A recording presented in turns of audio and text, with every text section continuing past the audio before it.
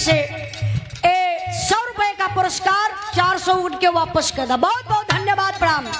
उ लइका कहलस मास्टर साहब का कहलस,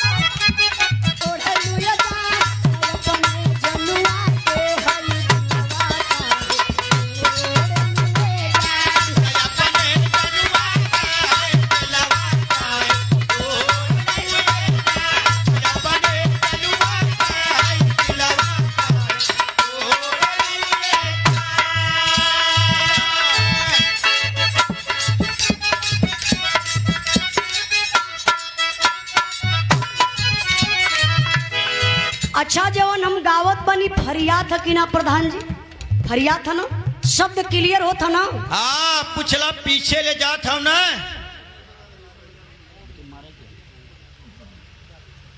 ये कौन पूछने का तरीका है? अरे अवजिया हो, आप लोगों के पीछे ले साफ सुना था ना भैया, ऐसा हाथ उठावा तब हम समझो।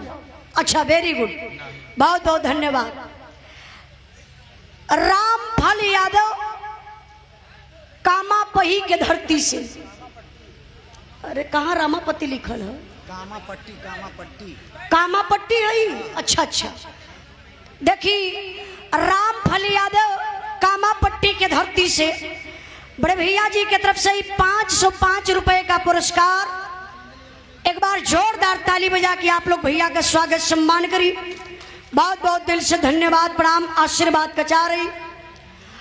हमारे मास्टर साहब बड़ा बढ़िया गीत बजौलन।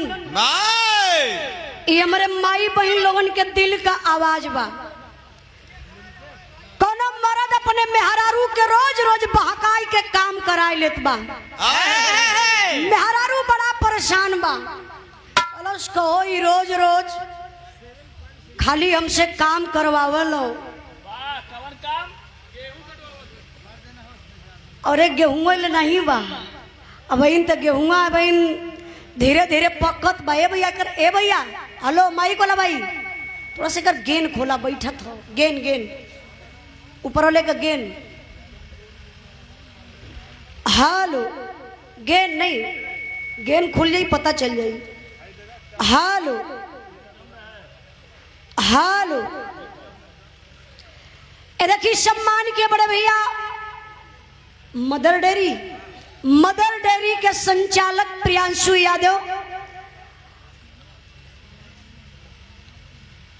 ए भाई साहब क्या लिख लो, आर जैसा, अच्छा रजैसा, वो मदर डेयरी के संचालक प्रियांशु यादव, रजैसा बाजार चुबकी के धरती से 101 रुपए का पुरस्कार। संतलाल सरोज बलियापुर के धरती से 100 रुपए का पुरस्कार। नन्हेलाल यादव पतंजलि वाले भैया, आयुर्वेदिक मेडिकल, ये ना, अच्छा पतंजलि आयुर्वेदिक लिमिटेड, 101 रुपए का पुरस्कार देके सम्मान किए भैया के बहुत बहुत प्रणाम। आई देखिए मेहरारू अपने मर्द के वरहाना देहलस। अक्सर मर्द ऐसा काम करबे करेले, शॉपिंग करावे के रही प्रधान जी दूसरे के मेहरारू के बहुत जल्दी लोग करा दिलन, लेकिन अपने मेहरारू बदे कहीं सोनुआ का मम्मी अब पगार मिलल ना हो, ए हफ्ता ना अगले महीना में तो के जरूर शॉपिंग कराई। मेहरारू गुस्सा में आ गई, कहलस। लेकिन एक बात आप लोगों से पूछो, जेकर जेकर बिया भल प्रधान जी, जितना लोग यहाँ बैठल बड़ा के अपने मेहरारू से प्यार करेला, तनी हाथ उठाए के आप लोग बतावा तो। अच्छा नहीं, इनके पास दू ठहबे करे, इत मेहरारून का नर्सरी खोल ले हो, जब उन्हें गली में निकल जाए वही मेहरारू इनके प्राप्त हो जानी। गांव का बात है। अच्छा देखी, जे हाथ उठौला से अपने अपने मेहरारू से प्यार करेला, अजय जे हाथ ना उठौला से बा ओ कोई के मेहरारू से दूसर कोई प्यार कराला। इनके कि यहाँ फोन आयल और रहनवा अभी यहाँ भी रहा गायल हो, इनके पता। हाँ इनकर बाऊ करन, का करन, प्यार करन। मर जीवा, तुम मर जीवा, बिना मौतिया मर जीवा। उम्मे हरारू और हना दहलस कहलस का मास्टर साहब,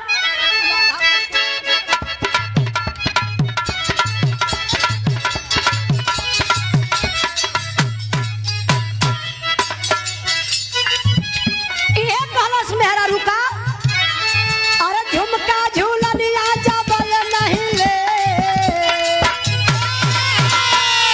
अरे झुमका झूलनिया जबल नहीं ले, कसे जरिया पे राजा सुत नहीं दे।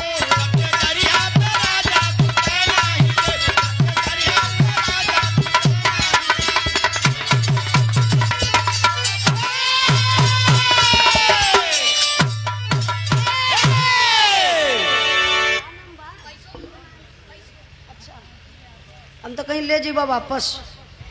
हिमांशु यादव के तरफ से ग्राम गोदाही के धरती से आप गौरा प्रधान जी के गाली, ओम प्रकाश भैया आप बदे गाड़ी का पैसा मिलत हो। अच्छा चला नाम हम जुटाई के दे दिया, अगली बार जब खड़ी हुई तो हम प्रधान जी के गरिए के यहाँ से शुरू करबे, कहा से थोड़ा से मौके का चीज हो जा, मूड दूसरे तरफ चलत हो। ए भैया भैया थोड़ा सी अखरत जान तो का बोलत बढ़िया, एक रिटर्निंग जब मिलेला ना तो बोले मेहमान के आसान हुआ, तनी वो दे तो बोलत बढ़िया, शिकायत ना बा। हालो बैठ जाता जैसे। ए भैया थोड़ा साउंड किया से हटा आप लोग, तो पहले शुरुआत में जैसे रहा है बहुत बढ़िया सेटिंग कैले रहा है। ए देखिए प्रधान, हाँ ऐसे ही खोल के आवाज रहे। हालो थोड़ा से और खोली। हालो ठीक भाई पे रहता गल वही जगह। अच्छा तो देखिए प्रधान जी के गाड़ी देवे के बाद ई गाड़ी बड़ा नीक लगेला। जौने समय बारात में लोग खाए बैठल और ससुरारी में जब गाड़ी मिले लगेले तो कहा कि तनी रुक रे, 2 कवर बढ़ाई के खा लिहल जा। हाँ तो प्रधान जी के दीदी का नमो मो लिख के दे दिया, मैं देख ले लड़का का प्रधान जी तो लगा लगा का तो प्रधान जी के दीदी की गरिया था। अच्छा ठीक बा गरिया है, लेकिन अगली बार गरियाई। और देखिए प्रतापगढ़ वाहन चालक कल्याण समिति संपूर्ण भारत विमल कुमार यादव लहिया के धरती से। अच्छा भैया आजमगढ़ गल लला, बहुत बहुत भैया के प्रणाम। जो ड्राइवर भाइयों के लिए हम लोग समिति बना रहे हैं, ड्राइवर एकता जो समिति है, इसमें जितने भाई लोग हैं आप लोग अपना अपना फार्म भर के आप लोग रजिस्ट्रेशन जरूर करवा लीजिएगा, इससे बहुत बड़ी फायदा होने वाली है हमारे ड्राइवर भाइयों की। बहुत बहुत भैया के प्रणाम। और ओम प्रकाश यादव प्रधान के दौरा के धरती से हमारे प्रधान जी की तरफ से 500 रुपए का पुरस्कार। एक बार जोरदार ताली बजा के आप लोग स्वागत सम्मान करिए। प्रधान जी के चरणों में बहुत बहुत प्रणाम। और देखिए हमारे बलम बउरहवा के ये भैया का फरमाइश है, बड़ी फरमाइश है, बड़ा फरमाइश आई गई। रामपाल के छोटे भाई त्रिभुवन यादव जी आपके तरफ से 200 रुपए का पुरस्कार, भैया के बहुत बहुत प्रणाम। और ये देखिए सतीश विश्वकर्मा लाहिया के धरती से 100 रुपए का पुरस्कार। प्राकृतिक डिजिटल लाइब्रेरी संग्रामगढ़ संचालक शैलेश पटेल जी आपके तरफ से 100 रुपए का पुरस्कार, भैया के बहुत बहुत प्रणाम। आई एक छोटा सा प्रसंग आप लोगों के बीच में प्रस्तुत करत बानी।